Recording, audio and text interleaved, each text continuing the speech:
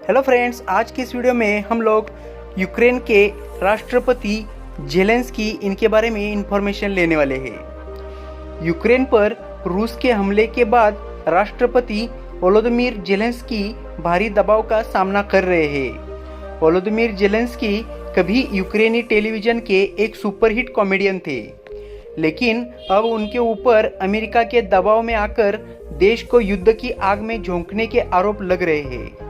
हालांकि जेलेंस्की ने दावा किया है कि वे युद्ध को रोकने के लिए कुछ भी करने को तैयार है। रूसी सेना का हमला शुरू होने के तुरंत बाद यूक्रेनियन राष्ट्रपति ने बयान जारी कर कहा था कि व्लादिमीर पुतिन उनका फोन नहीं उठा रहे हैं। उन्होंने यहाँ तक कहा कि वो पिछले कई दिनों से पुतिन के साथ बात करना चाह रहे हैं, लेकिन रूस की तरफ से कोई प्रतिक्रिया नहीं दी जा रही है। जेलेंस्की 2019 में यूक्रेन के राष्ट्रपति बने थे। उन्हीं के कार्यकाल में यूक्रेन की संविधान में संशोधन कर देश को नाटो और यूरोपीय संघ का सदस्य बनाने की नीति का ऐलान किया गया था। वोलोदिमीर जेलेंस्की उन लोगों में से एक है जो पूरी तरह से एक कॉमेडियन के रूप में अपनी लोकप्रियता के आधार पर राष्ट्रपति बने। 44 साल के हो चुके जेलेंस्की को राष्ट्रपति बनने तक अपने पूर्ववर्ती राष्ट्राध्यक्षों की अपेक्षा राजनीति का कोई अनुभव नहीं था। उनके कार्यकाल की शुरुआत से यूक्रेन और रूस के बीच तनाव लगातार बना रहा। इसके बावजूद वोलोदिमीर जेलेंस्की ने रूसी दबाव को परवाह न करते हुए अपने देश को नाटो की पूर्ण सदस्यता दिलाने के लिए एड़ी चोटी को जोर लगा था। यही कारण है कि रूसी राष्ट्रपति व्लादिमीर पुतिन यूक्रेन के राष्ट्रपति को बिल्कुल भी पसंद नहीं करते। रूस का आरोप है कि यूक्रेन ने 1990 के समझौते का उल्लंघन कर खुद का सैन्यीकरण करने का फैसला किया है। पुतिन यूक्रेन के इस कदम को रूस के लिए प्रत्यक्ष रूप के खतरे की तरह देखते हैं। व्लादिमीर जेलेंस्की का जन्म 25 जनवरी 1978 को तत्कालीन सोवियत संघ के शहर क्रिवी रीह में हुआ था। वर्तमान में यह शहर यूक्रेन का हिस्सा है। जेलेंस्की के माता पिता यहूदी थे। बचपन में ही जेलेंस्की का परिवार मंगोलिया के एर्डेनेट में रहने चला गया। इस कारण व्लादिमीर जेलेंस्की की प्रारंभिक शिक्षा मंगोलिया में हुई। इसके बावजूद उन्होंने यूक्रेनी और रूसी भाषा पर अपनी पकड़ बनाए रखी। बड़े होने पर वो वापस यूक्रेन पहुंचे और 1995 में कीव नेशनल इकोनॉमिक यूनिवर्सिटी से कानून की डिग्री के साथ ग्रेजुएशन किया। इसके बावजूद जेलेंस्की ने अपना करियर कॉमेडी के क्षेत्र में बनाया। पढ़ाई के दौरान ही जेलेंस्की थिएटर को लेकर काफ़ी आकर्षित रहते। वे 1997 में परफॉर्मेंस ग्रुप क्वार्टल 95 KVN के फाइनल में नजर आए। 2003 में उन्होंने अपनी कॉमेडी टीम क्वार्टल 95 के नाम पर एक सफल टीवी प्रोडक्शन कंपनी की स्थापना की। इस कंपनी ने यूक्रेन के 1+1 नेटवर्क के लिए शो का निर्माण किया।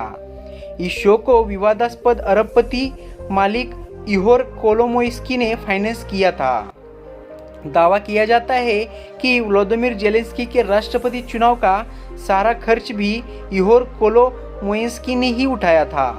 2010 तक व्लादिमीर जेलेंस्की यूक्रेनी टेलीविजन के इतिहास के सबसे सफल कलाकारों में शुमार होने लगे। उन्होंने कई सुपरहिट टीवी शो को फिल्मों में काम किया, जिसमें love in the big city 2009 और रेजेव्स्की वर्सेस नेपोलियन 2012 काफ़ी प्रसिद्ध रही। साल 2014 में न सिर्फ जेलेंस्की बल्कि यूक्रेन के लिए भी काफ़ी महत्वपूर्ण साबित हुआ। इसी साल यूक्रेनी जनता ने विद्रोह कर रूसी समर्थक राष्ट्रपति विक्टर यानुकोविच को हटा दिया था, जिसके जवाब में रूस ने यूक्रेन पर आक्रमण कर क्रीमिया पर कब्जा कर लिया। इतना ही नहीं, तब से ही रूस ने यूक्रेन के डोनबास क्षेत्र में विद्रोहियों को हथियार और पैसों से मदद करना भी शुरू कर दिया। उसके एक साल बाद political satire servant of the people ने व्लादिमीर जेलेंस्की के नाम को और ज़्यादा प्रसिद्ध कर दिया। इस सटायर में जेलेंस्की ने वासिली गोलोबोरोडको नाम के एक व्यक्ति का किरदार निभाया था। इस शो में उन्होंने राष्ट्रपति का किरदार निभाया। जिसकी खूब तारीफ हुई थी। रियल लाइफ में राष्ट्रपति के रूप में काफी समय बिताने के बाद जेलेंस्की ने 2019 में राजनीतिक कदम उठाने का फैसला किया। जेलेंस्की ने राष्ट्रपति चुनाव में तत्कालीन राष्ट्रपति पेट्रो पोरोशेंको को चुनौती दी। बीबीसी के अनुसार उन्होंने राष्ट्रपति पद के प्रचार के दौरान गंभीर मुद्दों पर चर्चा करने से परहेज किया और अपनी प्रचार योजना के तहत सोशल मीडिया पर हल्के फुल्के हास्य वीडियो पोस्ट कर चर्चा बटोरी। इसी साल हुए राष्ट्रपति चुनाव में उन्होंने 70% से अधिक मतों से पेट्रो पोरोशेंको को मात दी और यूक्रेन के राष्ट्रपति बन गए थे।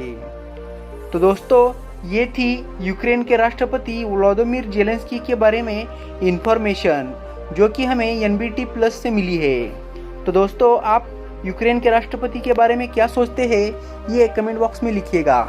साथ ही वीडियो पसंद आया तो वीडियो को लाइक कीजिए, शेयर कीजिए और अपने चैनल को सब्सक्राइब करना ना भूलिए। जल्द ही मिलते हैं फिर एक ऐसे इंटरेस्टिंग वीडियो के साथ। तब तक के लिए खुद का ख्याल रखिए। जय हिंद, जय भारत।